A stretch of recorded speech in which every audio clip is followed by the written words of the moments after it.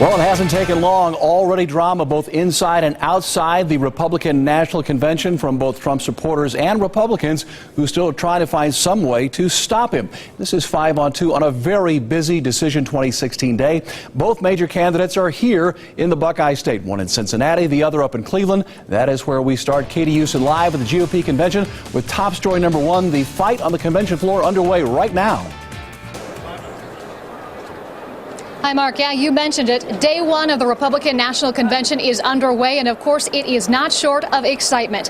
The platform and rules are approved, but not before one final stand by the anti-Trumpers. Basically, here's what happened. They tried to force a roll call vote on the rules approved last week because they wanted to reject them and free up the delegates, but that effort failed, and they moved on.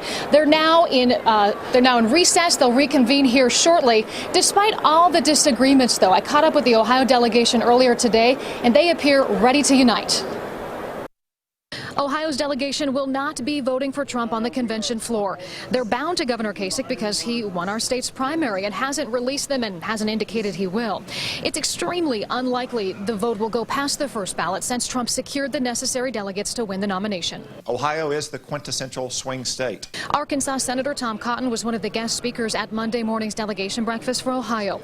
Trump may not be the first choice of many here, but they say they remain loyal to the party. Well, look, I mean, I think that we're all fans of Governor Kasich, but I do think that Donald Trump has made some good strides in unifying the party. I think picking Governor Mike Pence was a great choice. How do you feel about the tone and tenor in your party heading into the convention and the November election? Well, I will tell you that I think that this week is a really important one for Donald Trump. It's a chance for him to reintroduce himself to the American people in a way that perhaps helps him become more appealing in the eyes of people who maybe have been skeptical about him right now. But it's on his shoulders. He won fair and square the primary election. A lot of us were for John Kasich. I was for John Kasich. But Donald Trump ultimately prevailed.